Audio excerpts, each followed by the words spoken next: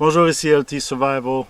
Comme vous pouvez voir ici, on a ici mon Nanook 950 de Plasticase à Terrebonne qui ont été assez gracieux de me fournir,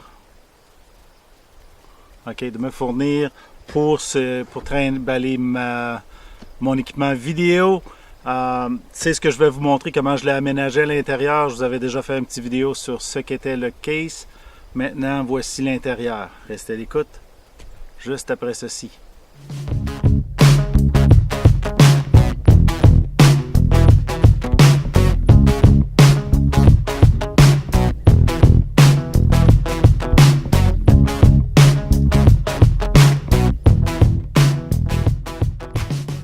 Comme vous pouvez voir à l'intérieur, tout l'équipement est réparti ici. C'est mes diffuseurs pour mes lumières d'éclairage.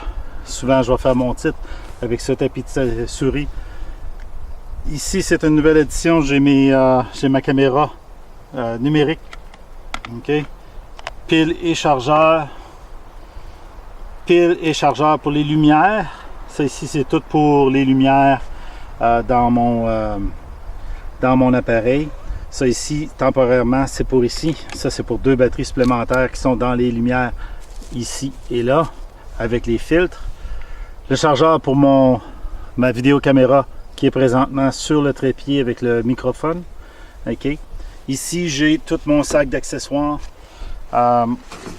Donc, ici, on a pile, micro, carte mémoire, différentes piles, microphone avec le long fil, une batterie supplémentaire pour la caméra. La petite batterie est là, la grosse est ici. Ok, j'ai une grosse sans fil, fonctionnait pas très bien, je le garde quand même, des fois que l'utilisation serait meilleure de même. La caméra numérique, je vais tasser tout ça. Donc j'ai découpé le foam en fonction de placer ma caméra numérique. Ici j'ai fait une petite erreur, j'ai replacé le foam, je vais le recoller. Là c'est juste que je n'avais pas le temps de le faire avant ce voyage-ci. Ça c'est le premier étage. J'enlève le premier étage. Normalement, tout le reste devrait suivre. Parce que j'ai mis une espèce de bande velcro dans le fond qui me permet de tenir en partie mes batteries. Ça ne tient pas nécessairement. Donc, j'enlève les batteries. Ici, ce sont les trépieds pour les lumières.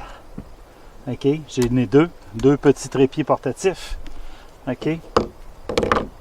Et le reste de l'espace. En dessous de ça, il y a un trépied flexible, style kangourou.